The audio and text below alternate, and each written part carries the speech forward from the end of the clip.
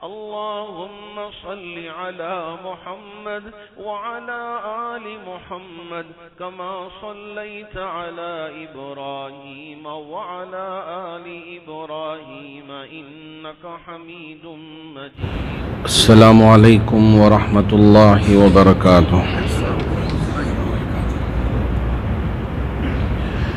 الحمد لله رب العالمين، والصلاة والسلام على سيد الأنبياء والمرسلين محمد وآله وأصحابه أجمعين، أما بعد، فأعوذ بالله من الشيطان الرجيم. بسم الله الرحمن الرحيم. والذين تبوأوا الدار والإيمان من قبلهم يحبون من هاجر إليهم ولا يجدون في صدورهم حاجة مما أوتوا ويؤثرون على أنفسهم ولو كان بهم خصاصة ومن يوق شح نفسه فأولئك هم المفلحون. صدق اللہ مولانا العظیم. بزرگان محترم، اللہ رب ذوالجلال نے میرے اور آپ کے نبی تاجدار مدینہ احمد مصطفیٰ محمد مجتبیٰ صلی اللہ علیہ وسلم کو امن کا پیغمبر بنایا، اور آپ علیہ السلام نے اس دنیا میں امن کو قائم کرنے کے لیے جو کچھ کیا سب کچھ ہمارے سامنے موجود ہے. اگر ہم آپ علیہ السلام کی تعلیمات سے مشرف نہ ہوں اور اپنی زندگیوں میں اللہ کے رسول علیہ السلام کی باتوں کو نہ لائیں تو ہم سے زیادہ محرومی کوئی اور نہیں ہو سکتا. اللہ رب ذوالجلال ہمیں ایک موقع عطا فرمایا ہے کہ اللہ کے رسول علیہ السلام کی ان تعلیمات کو سنیں، سمجھیں، پڑھیں اور اپنے ذہنوں میں بٹھائیں اور اپنی زندگیوں میں لے کر آئیں، تو یہاں بھی ہم کامیاب ہوں گے اور آخرت میں بھی ہم کامیاب و کامران ہوں گے. آپ کے علم میں ہے اللہ کے رسول علیہ السلام دنیا میں تشریف لانے سے پہلے قبیلے ایک دوسرے کے دشمن تھے، ایک دوسرے کے خون کے پیاسے تھے، لیکن میرے اور آپ کے نبی محمد عربی صلی اللہ علیہ وسلم نے انہی قبیلوں کے درمیان میں، انہی خاندانوں کے درمیان میں، انہی صحابہ کی جماعت کے درمیان میں محبت پیدا فرمایا، اخوت اور بھائی چارگی پیدا فرمایا. اگر ہم اس پر کام نہ کریں اور ایسے ہی ہم ایک دوسرے کے گریبان کو پکڑتے رہیں، ہم ایک دوسرے کو نیچے دکھانے کی کوشش کرتے رہیں، یاد رکھیں وہ دن دور نہیں کہ ہم لاکھوں کروڑوں پہ اس دنیا میں بستے رہیں گے لیکن ہمارے وجود کا کوئی نام و نشان نہیں ہوگا. اگر اللہ کے رسول علیہ السلام کی ان تعلیمات کو ہم نظر انداز کر دیں، پسے پش ڈال دیں، ہم سے زیادہ کوئی اور مجرم نہیں ہو سکتا. اللہ نے موقع دیا ہے سننے کا، اللہ نے موقع دیا ہے سمجھنے کا، اور اللہ نے موقع دیا ہے اس پر عمل کرنے کا. اگر ہم اس پر عمل کر لیتے ہیں، یقین مانیے اللہ رب ذوالجلال کی ذات سے امید ہے کہ کسی میں اتنی طاقت نہیں کہ ہمارے طرف نظر اٹھا کر دیکھ سکے. لیکن ہم اتنے کمزور اس لیے ہو گئے کہ ہم آپس میں بٹ گئے ہیں، ہم آپس میں ایک دوسرے کے خلاف حسد، بغض، اور ہمارے دل ایک دوسرے کے لیے نفرت اور ایک دوسرے کو نیچے گرانے کا یہ جو وصف ہمارے اندر آ گیا ہے، اس کی وجہ سے اس وقت ہم پوری دنیا میں ذلیل و خوار ہو رہے ہیں. اللہ کرے کہ میری ان باتوں کو مجھے بھی سمجھنے اور اس پر عمل کرنے کی، اور آپ میں سے ہر ایک کو سمجھنے اور اس پر عمل کرنے کی توفیق عطا فرمائے۔ اللہ رب ذوالجلال نے قرآن مجید میں انصار صحابہ کے سلسلے میں ارشاد فرمایا، والذین تبوؤوا الدار والایمان من قبلہم، انصار وہ صحابہ ہیں جنہوں نے اپنے شہر مدینۃ المنورہ کو رہنے کے لیے منتخب کیا، اور اسی طرح ایمان کو اپنے دلوں میں بسایا۔ حضرات مہاجر صحابہ کے تشریف لانے سے پہلے، ابھی مہاجر صحابہ مدینۃ المنورہ تشریف نہیں لے گئے تھے، اس سے پہلے ان کے دلوں میں ایمان گھر کر گیا تھا۔ اللہ نے خوشخبری سنا دی تھی کہ حج کے موقع پہ انصار صحابہ کی جماعتیں مدینے سے عرفات کے میدان میں، مزدلفہ کے میدان میں آتے تھے۔ اللہ کے رسول علیہ السلام وحدانیت کی دعوت ان تک پہنچائی تھی، وہ متاثر ہو کے ایمان قبول کر لیا تھا۔ ابھی ہمارے مہاجر صحابہ تشریف نہیں لے گئے تھے مدینۃ المنورہ۔ میرے اور آپ کے آقا، آپ کا قدم مبارک مدینۃ المنورہ میں نہیں پڑا تھا، لیکن ان کے دلوں میں ایمان گھر کر گیا تھا۔ جب ہمارا سفر مدینے میں ہوا، ہمارے شیخ نے بتایا کہ یہ وہ وادیاں ہیں جن وادیوں میں مدینے سے معصوم سی کلیاں، بیٹیاں، بچیاں یہاں پہنچ کر وہ ترانے گایا کرتے تھے نبی کی شان میں کہ آنے والے ہیں، ہم دیکھ رہے ہیں، ہماری نظریں ٹکی ہوئی ہیں کہ کہاں سے دھول اٹھے گی، کہاں سے یہ چمکتا ہوا چہرہ، جی ہاں چاند سے بھی زیادہ چمکتا ہوا چہرہ کہاں سے نمودار ہوگا۔ ہماری نظریں لگی ہوئی تھی ایک ہفتے تک۔ حضرات صحابہ بھی، آپ کی معصوم سی بچیاں بھی آ کے ان وادیوں میں کھڑی ہو کر انتظار کرتی تھی۔ اللہ رب ذوالجلال نے انصار صحابہ کے دل میں مہاجر صحابہ کی محبت پیدا فرمائی تھی۔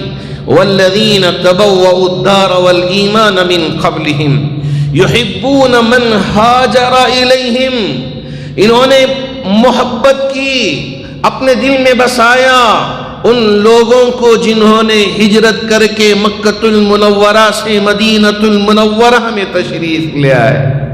ان کے دل میں بغض نہیں تھا، ان کے دل میں عداوت و دشمنی نہیں تھی کہ ہم یہاں کے رہنے والے ہیں، یہ مکے سے ہجرت کر کے یہاں آ رہے ہیں، یہ مہاجرین ہیں، ہماری عزت بڑی ہے، ہم بڑے ہیں، ہماری یہ ان کے دلوں میں نہیں تھا، بلکہ جو بھی مہاجر صحابہ آئے ان کی محبت کو اپنے دل میں بسایا۔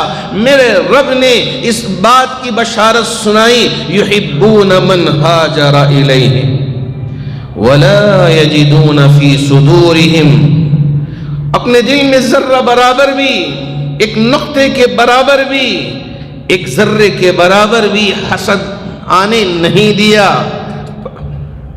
نہ کوئی حاجت لے کے آئے کہ دیکھو ہم ہیں کہ ہمارے پاس کچھ نہیں ہے۔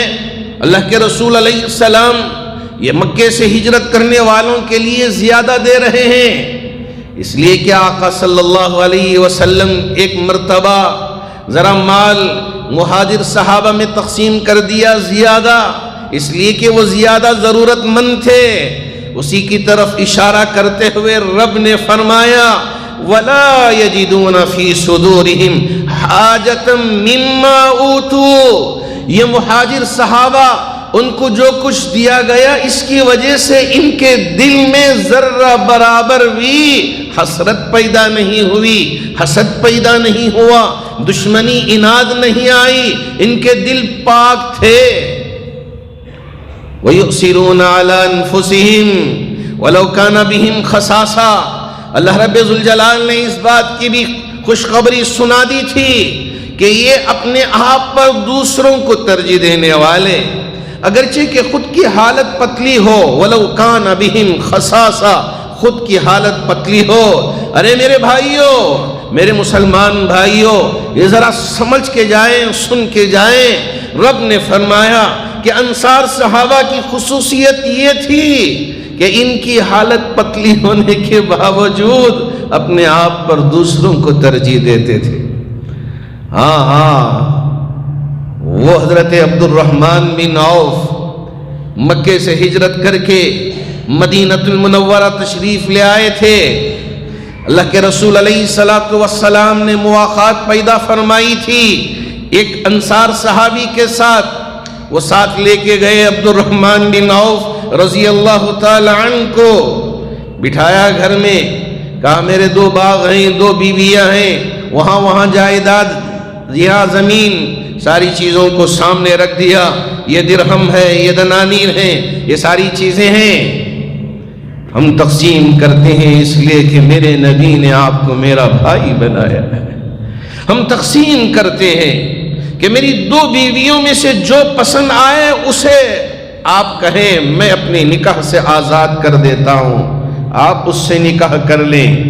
2 باغ ہیں، 2 باغوں میں سے جو باغ آپ پسند کر لیں وہ لے لیں، بقیہ مجھے چھوڑ دیں۔ اور یہ دراہیم و دنانیر ہیں، آدھا کر لیں، آپ آدھا لے لیں، آدھا ہم لے لیں۔ آج یہ خونی بھائی بھی اپنے بھائی کے لیے حق دینا نہیں چاہتا، اپنی بہن کے لیے حق دینا نہیں چاہتا، لیکن یہ اخوت، یہ بھائی چارگی کی مثال دیکھیے کہ انہوں نے کہا کہ آدھا آپ میں، آدھا میرے لیے، جو بچ جائے گا وہ میرے لیے، جو آپ پسند کریں گے وہ آپ کے لیے۔ لیکن حضرت عبد الرحمن بن عوف کے دل کو بھی دیکھ لے، ان کی نیت کو بھی دیکھ لے، جن کی نیت ایسی پاکیزہ ہوتی ہے رب کے فیصلے کیسے اترتے ہیں وہ بھی ذرا اندازہ کر لے۔ حضرت عبد الرحمن بن عوف نے یہ نہیں سوچا کہ میرے بھائی سے باغ بھی مل رہا ہے وہ بھی لے لو، میرے بھائی سے ماشاءاللہ بیوی بھی مل رہی ہے وہ بھی لے لو، میرے بھائی سے ماشاءاللہ دینار و دراہم بھی مل رہے ہیں سمیٹ لو۔ فرمایا میرے بھائی تمہاری بیویاں تمہارے لیے مبارک ہو، تمہارے نکاح سے آزاد کرنے کی ضرورت نہیں، تمہارے یہ باغ میں سے میرے لیے کوئی باغ دینے کی ضرورت نہیں ہے، یہ دراہم و دنانیر اس کی مجھے کوئی ضرورت نہیں ہے، مجھے آپ کی ایک مدد چاہیے۔ وہ مدد کیا؟ یہاں بازار کہاں ہے مجھے پتا نہیں، ابھی ہجرت کر کے آیا ہوں، ذرا مجھے بازار کا راستہ دکھا دیجئے، میں محنت کر کے انشاءاللہ اللہ میرے لیے جو مقدر کر کے رکھے گا وہ میں حاصل کر لوں گا، پالوں گا۔ حضرت عبد الرحمن بن عوف نے ایک چیز کو بھی ہاتھ نہیں لگایا، کہا بازار کا راستہ دکھاؤ، میرے بازوؤں میں طاقت ہے، اللہ نے مجھے صلاحیت دی ہے، میرے رب کی ذات پہ مجھے پورا یقین ہے کہ اگر میں محنت کرتا ہوں مجھے میرا رب مایوس نہیں کرے گا۔ وَمَن يَتَوَكَّلْ عَلَى اللَّهِ فَهُوَ حَسْبُهُ، یہ آیتیں ہم پڑھتے ہیں لیکن ہمارا ایمان نہیں ہے، ہمارا یقین نہیں ہے۔ اللہ رب ذوالجلال نے فرمایا وَمَن يَتَوَكَّلْ عَلَى اللَّهِ فَهُوَ حَسْبُهُ، صدق دل کے ساتھ، سچی نیت کے ساتھ جو کوئی بھی رب کی ذات پہ بھروسہ کرے گا اللہ اس کے لیے کافی ہے۔ اور آگے کیا فرمایا؟ وَيَرْزُقْهُ مِنْ حَيْثُ لَا يَحْتَسِبُ، جس بندے نے صدق دل کے ساتھ مجھ پر اعتماد کیا، مجھ پہ بھروسہ کیا، پتا ہے میں کیا کروں گا، وَيَرْزُقْهُ مِنْ حَيْثُ لَا يَحْتَسِبُ، بغیر حساب و کتاب کے اسے میں رزق عطا کروں گا۔ حضرت عبد الرحمن بن عوف کو پورا بھروسہ تھا کہ اگر میں بھروسہ کرتا ہوں میرے رب کی ذات پہ اور میں محنت کرتا ہوں اللہ رب ذوالجلال ضرور میرے لیے رزق عطا فرمائیں گے، مجھے محروم نہیں فرمائیں گے۔ کیا ہوا دنیا نے دیکھ لیا۔ آج جب بھی میں گوگل میں سرچ کرتا ہوں حضرت عبد الرحمن بن عوف کو مجھے بڑا رشک آتا ہے کہ آج کل کے جو سب سے بڑے مالدار ہیں، ایلان مسک ہو یا دوسرے احباب ہوں، ان کی دولت آج کے دور کی آپ اسے ایک طرف رکھیں اور حضرت عبد الرحمن بن عوف کی جو طریقہ میں چھوٹی ہوئی دولت تھی اسے حساب لگائے۔ حضرت عبد الرحمن بن عوف کی دولت کے سامنے 2 درجے کم دولت آج بھی ان کے پاس ہے۔ اتنے بڑے مالدار، زیرو سے شروع کیا، اللہ کی ذات پہ بھروسہ رکھے۔ آج ہمارے مسلمان بھائی ذرا کام کیا کر لیتے ہیں کہ ایک ہفتہ آرام کر لیتے ہیں، ذرا کیا محنت کر لیا بس اب آرام ہی آرام۔ نہیں نہیں نہیں، یقین مانیے رب کی ذات پہ، یقین رکھیے اللہ کی ذات پہ، وہ ہمیں دینے والا ہے۔ مشکلات آئیں گے زندگیوں میں، پریشانیاں آئیں گی زندگیوں میں، لیکن سچا بھروسہ جس کسی نے بھی اللہ کی ذات پہ کیا اللہ نے اسے محروم نہیں فرمایا۔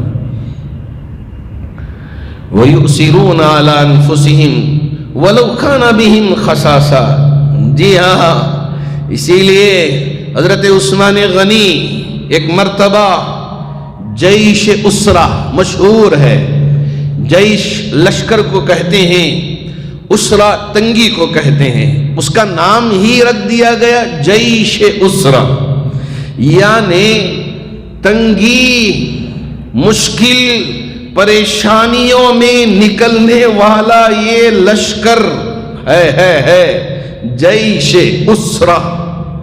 اللہ اکبر۔ اللہ کے رسول علیہ السلام مسجد نبوی میں تشریف رکھے ہوئے ہیں، معلوم ہے کہ حالت کیسی ہے، سب کے پاس ہے نہیں پتہ ہے۔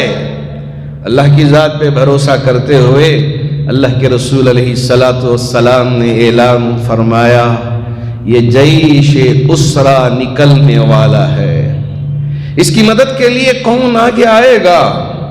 جنت اس کے لیے انتظار کر رہی ہے کون آگے آئے گا؟ حضرت عثمان غنی مجلس میں بیٹھے ہوئے تھے، اٹھے، کہا یا رسول اللہ صلی اللہ علیہ وسلم جنت انتظار کر رہی ہے تو میں 1000 اونٹ اور اس کے اوپر ساری تیاری کر کے آپ کی خدمت میں پیش کرتا ہوں، 100 اونٹ معاف کرنا، 100 اونٹ۔ پھر دوسری مرتبہ اللہ کے رسول علیہ السلام نے اعلان فرمایا کون ہے جو اس جیش اسرہ کی مدد کے لیے آگے آئے گا؟ سب بیٹھے ہیں صحابہ، حضرت عثمان کے پاس اس وقت مال تھا، فوراً اٹھے، عرض کرنے لگے یا رسول اللہ دوبارہ آپ نے اعلان کیا ایک اور 100 اونٹ پورے ساز و سامان کے ساتھ آپ کی خدمت میں 200 اونٹ ہو گئے۔ اللہ کے رسول علیہ السلام نے تیسری دفعہ اعلان فرمایا ہے کوئی اس جیش اسرہ کی مدد کرنے والا کوئی ہے؟ حضرت عثمان غنی پھر اٹھے، کہا یا رسول اللہ ایک اور 100 اونٹ آپ کی خدمت میں آپ کے قدموں میں لا کے پیش کرنے کی میں سعادت پاتا ہوں، مجھے یہ سعادت ملے 300 اونٹ، اور اس کے بعد دینار بھی دراہم بھی جو کچھ تھے لا کے نبی کے قدموں میں ڈال دیے۔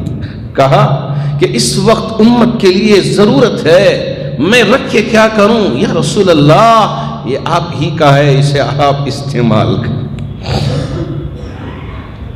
امانت داری تھی، خیانت نہیں، دھوکہ دہی نہیں۔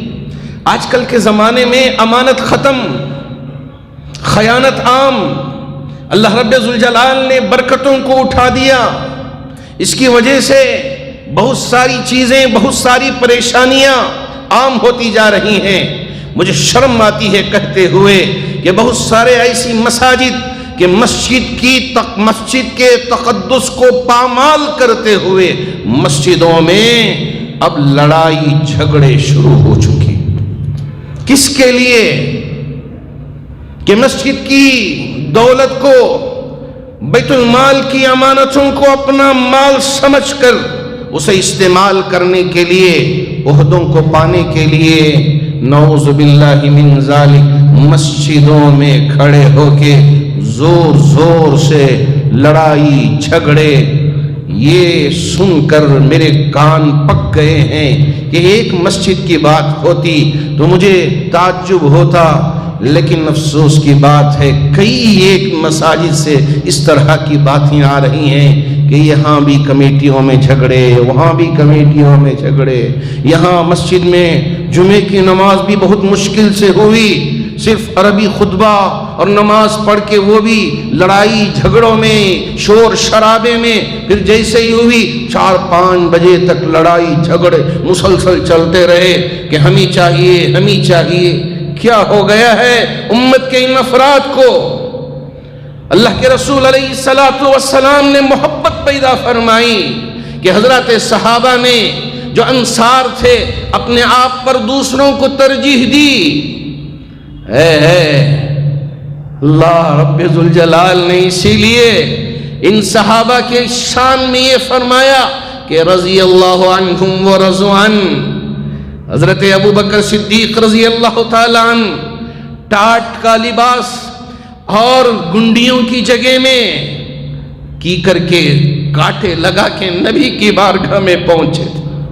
حضرت عبداللہ ابن عمر اس مجلس میں موجود تھے، وہ دیکھ کے بیان کرتے ہیں روایت کہ حضرت جبرائیل امین تشریف لائے اس مجلس میں۔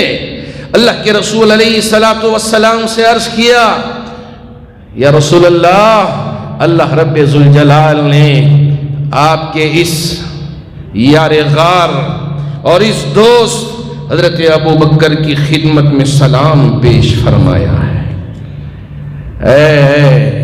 اور یہ پوچھ رہا ہے، رب معلوم ہے اللہ رب ذوالجلال کو، باوجود اس کے اللہ رب ذوالجلال حضرت جبرائیل امین کے ذریعے پوچھوا رہے ہیں، معلوم کروا رہے ہیں، امت تک کے پیغام پہنچانے کے لیے، امت تک کے پیغام پہنچانے کے لیے کہ ابو بکر یہ ٹاٹ کا لباس پہن کے گھٹیوں کی جگہ میں کی کر کے کانٹے لگا کے کیوں آئے ہیں، اللہ رب ذوالجلال معلوم کرنا چاہتے ہیں۔ جب ایک غزوے کے موقع پہ اللہ کے رسول علیہ الصلوۃ والسلام نے اعلان کیا تھا، جس کسی کے پاس جو کچھ وہ لا کے حاضر کرے۔ حضرت عمر بھی گئے تھے، حضرت ابو بکر بھی اور صحابہ بھی۔ حضرت عمر سوچنے لگے تھے کہ ابو بکر کے پاس کچھ نہیں ہے، اب یہ میرے سے آگے بڑھ نہیں پائیں گے، ابو بکر سے زیادہ مال میں زیادہ دینے والا بن جاؤں گا، میرے حق میں نبی کی دعائیں ملیں گی۔ اس نیت سے گئے، پورا مال ایک جگہ جمع کیا، آدھا مال اٹھا کے نبی کی بارگاہ میں پیش کیا۔ اللہ کے رسول علیہ السلام نے سوال کیا تھا، عمر گھر والوں کے لیے کیا چھوڑ کے آئے ہو؟ حضرت عمر نے فرمایا، آدھا مال گھر والوں کے لیے چھوڑ کے آیا ہوں، آدھا مال آپ کی بارگاہ میں حاضر کیا ہے۔ اتنے میں ابو بکر بھی آئے تھے۔ اللہ کے رسول علیہ الصلوۃ والسلام نے وہی سوال دہرا لیا، ابو بکر گھر پر کیا چھوڑ کے آئے ہو، گھر والوں کے لیے کیا چھوڑ کے آئے ہو؟ حضرت ابو بکر نے فرمایا، جو کچھ تھا میرے نبی میں سمیٹ کے میرے بدن کے کپڑے بھی ڈال کے ٹاٹ پہن کے حاضر ہو، سب کچھ ڈال کے حاضر ہوا ہوں آپ کی بارگاہ میں۔ اس وقت حضرت عمر اپنے دل و دماغ میں بٹھا لیا کہ میں کبھی ابو بکر سے آگے بڑھ نہیں سکتا۔ اللہ رب ذوالجلال نے ابو بکر کے لیے سلام بھیجا، جی ہاں، اسی لیے اللہ نے رضی اللہ عنہم ورضوا عنہ حضرت جبرائیل امین کے ذریعے سوال کیا کہ آپ اللہ سے راضی ہیں؟ حضرت ابو بکر دل و دماغ سے کہنے لگے، ارے میں اللہ سے راضی ہوں، میں اللہ سے خوش ہوں، اللہ کی اس عنایت پہ خوش ہوں کہ پورا لٹا دیا، پھر بھی کہہ رہے ہیں کہ میں خوش ہوں۔ آج یہ ہماری حالت کیسی کہ ہم مسجدوں میں ایک دوسرے کے گریبان پکڑیں، کہیں دور نہیں، یہیں پاس میں، قریب کی مساجد میں اس طرح کے حالات سن کے بہت زیادہ درد ہوتا ہے، بہت زیادہ دکھ ہوتا ہے۔ یہ اللہ کا گھر، اس کی خدمت کے لیے ہم آگے بڑھیں، جن کو اللہ نے موقع دیا ہے وہ کرتے رہیں۔ ارے ہمارے لیے نام کی کوئی ضرورت نہیں ہے، ہمارے لیے عہدے کی کوئی ضرورت نہیں ہے، اللہ نے موقع دیا ہے، ہم کرتے رہیں گے۔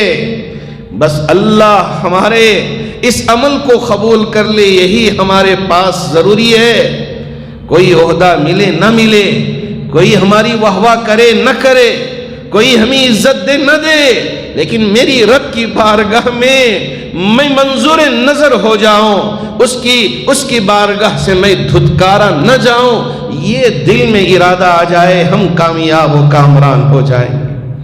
اللہ کے رسول علیہ السلام نے حضرات صحابہ میں جو آپس میں ایک دوسرے کے خون کے پیاسے تھے، ان میں ایسی بھائی چارگی، ایسی محبت، ایسی اخوت، ایسی مودت پیدا فرمایا جو رہتی دنیا کے لیے ایک مثال قائم ہو گئی۔ آج اسی محبت کی، اسی بھائی چارگی کی، اسی اخوت کی ضرورت ہے۔ حسد کی وجہ سے ایک بھائی دوسرے بھائی کا دشمن بنتا جا رہا ہے، ایک بھائی اپنی بہن کے حق کو اور ایک بہن اپنے بھائی کی عزت کو پامال کرنے کے لیے کورٹوں میں پہنچے ہوئے ہیں۔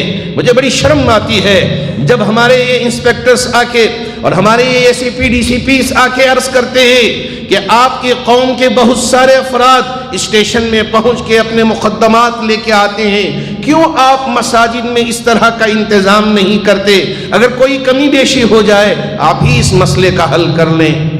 عورتیں برقع پہن کے پولیس اسٹیشنوں کی چکر لگاتے ہیں، وہاں آ کے اپنی فریاد سناتے ہیں۔ یہ بہت زیادہ آپ کی قوم کے لوگ یہاں آتے ہیں، یہاں اپنی فریاد سناتے ہیں۔ کیوں کر آپ اپنی مساجد میں اس طرح کا انتظام نہیں کرتے کہ جس کے ذریعے آپ کے مسائل خود آپ حل کر لیں، یہاں ہم کچھ اور کام کر لیں؟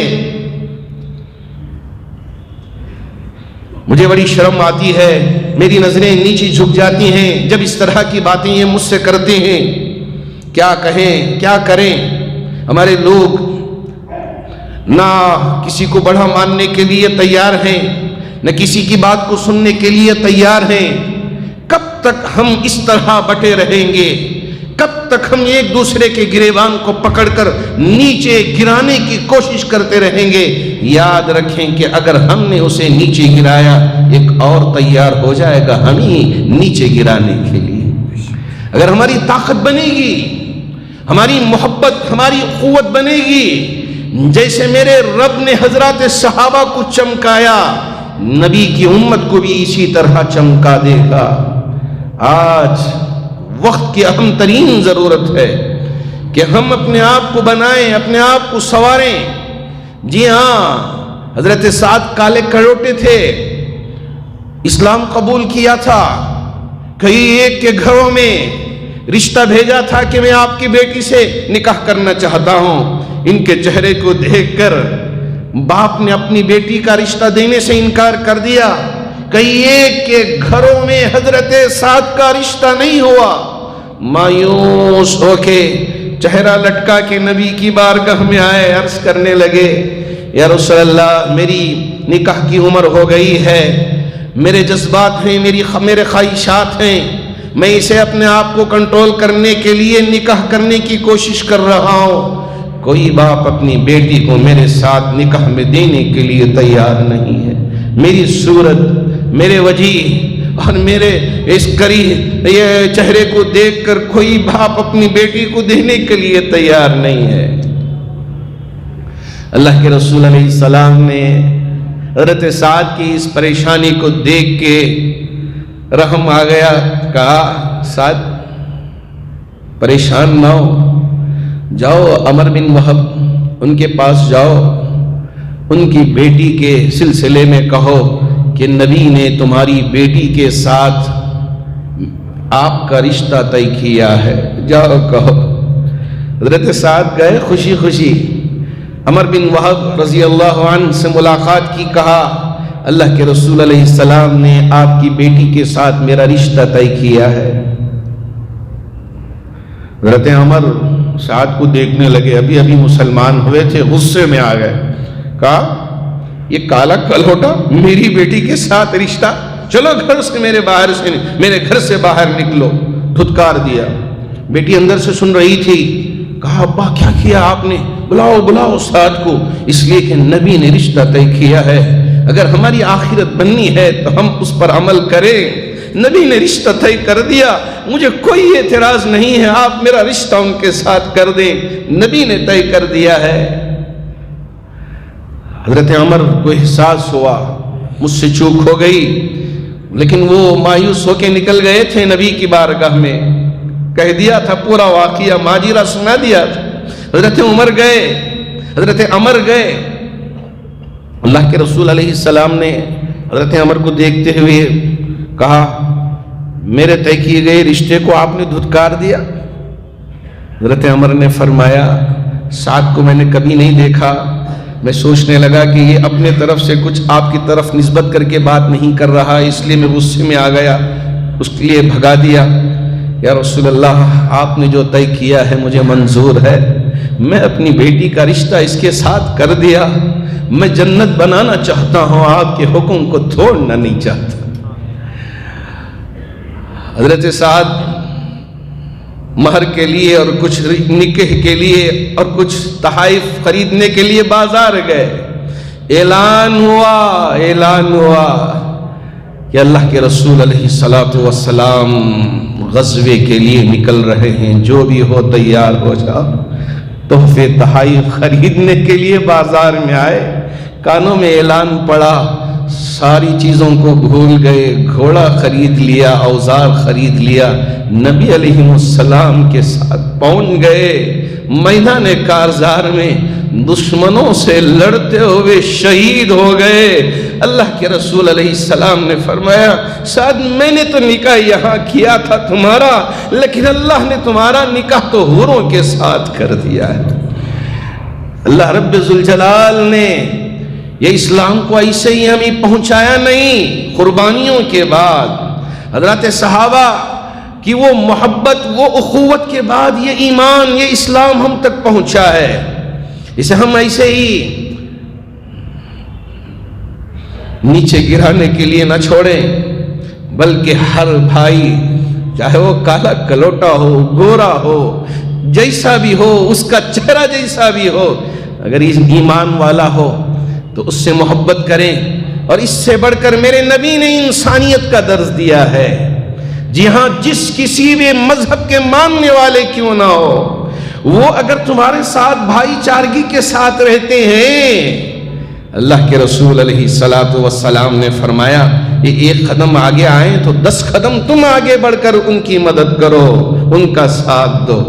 آپ نے یہ نہیں فرمایا کہ صرف تمہارے مذہب کے لوگوں کی عزت کرو، ہر مذہب کا ماننے والا اگر وہ تمہارے ساتھ اچھا سلوک کرتا ہے، اچھا رہتا ہے، اللہ کے رسول علیہ السلام نے فرمایا کہ آپ آگے بڑھ کر ان کا ساتھ دو، ان کے ساتھ حسن سلوک سے پیش آؤ۔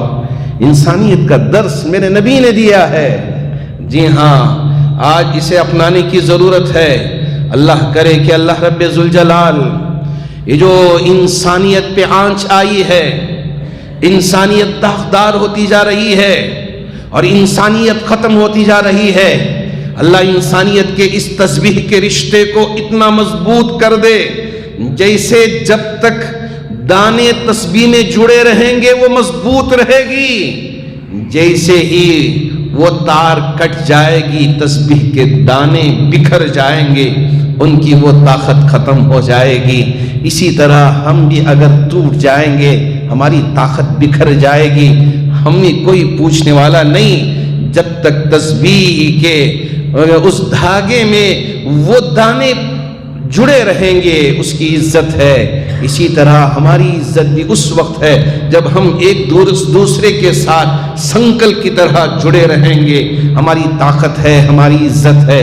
اللہ کرے کہ اللہ رب ذوالجلال صحابہ میں جیسے بھائی چارگی تھی، جیسے وہ یؤثرون علی انفسہم ولو کان بہم خصاصہ کے سچے مصداق تھے، اسی طرح ہمیں بھی بننے کی توفیق عطا فرمائے۔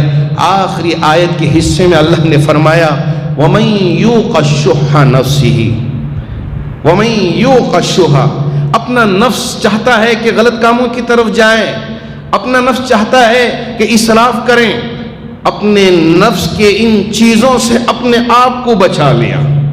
اللہ نے فرمایا فَأُولَئِكَ هُمُ الْمُفْلِحُونَ، یہ لوگ کامیاب ہیں، یہ لوگ کامیاب ہیں. اپنا نفس چاہتا ہے کہ ہم اسراف کریں، اپنا نفس چاہتا ہے کہ غلط کام کریں، غلط چیزوں کو دیکھیں، غلط چیزوں کو کریں، غلط چیزوں کے مرتکب ہوں، لیکن اپنے نفس کی ان خواہشات سے اپنے آپ کو بچا لیا. فَأُولَئِكَ هُمُ الْمُفْلِحُونَ، تو یہی لوگ کامیاب ہوں گے. اللہ کرے کہ حضرات صحابہ کی صفت اور آپ کے اس تقدس کو اور آپ کے ان چیزوں کو ہمارے دلوں میں لانے اور اسے اپنانے کی طاقت و توفیق عطا فرمائے. ہر قسم کے شرور و فتن سے ہماری اور پوری امت اسلامیہ کی انسانیت کی حفاظت فرمائے. محترم حاضرین گرامی، انشاءاللہ ہمارے یہاں 3 نکاح ہوں گے. میری آپ سے گزارش ہے کہ تھوڑا وقت نکال کے ہمارے ان بھائی بہنوں کی نکاحوں میں تشریف رکھیں، اس لیے کہ یہ ہمارے بھائی ہیں، ہمارے بہن ہیں، تو ان کے نکاحوں میں شریک ہو کر ان کو دعائیں دیں تاکہ ان کی زندگیاں صبر جائیں، ان کی زندگیوں میں خوشیاں آئیں. اللہ آپ کی دعاؤں کو قبول فرمائے. ہمارے وہ احباب جنہوں نے اپنی محنت کی کمائی یہاں بیت المال میں لا کے جمع کیا، کہا کہ اس کے ذریعے ہماری ان بیٹیوں اور ہماری ان بہنوں اور ہمارے ان بھائیوں کے نکاح کا انتظام کریں. اللہ کا شکر ہے کہ آج وہ نکاح ہو رہے ہیں. آپ ان کے حق میں بھی دعا کریں جنہوں نے بڑے جذبے سے لا کے، نیک ارادے سے لا کے اپنی حلال پونجی کو میرے پاس اور یہاں جامعہ بیت المال میں ٹرسٹ کے حوالے کیا ہے. اللہ ان کے دینے کو قبول فرما کر جتنے بیمار ہیں انہیں شفا عطا فرمائے، جو پریشان حال ہیں ان کی پریشانیوں کو دور فرمائے. ماشاءاللہ بن مٹھیاں ہماری ان چادروں میں ڈھال کے جاتے ہیں تاکہ مسجد کی ضرورت میں بھی آپ کی یہ پونجی کام آ جائے. اور یہ ادارے جو چل رہے ہیں جامعہ مسجد ٹرسٹ کے زیر نگرانی، تو ماشاءاللہ اس کے بھی کام آ جائے. اس مقصد سے بہت سارے احباب بن مٹھیاں ڈالتے ہیں. اللہ ہمارے تمام احباب کے دینے کو قبول فرما کر تمام مرحومین کی بھرپور مغفرت فرمائے. آمین. وآخر دعوانا الحمدللہ رب العالمین.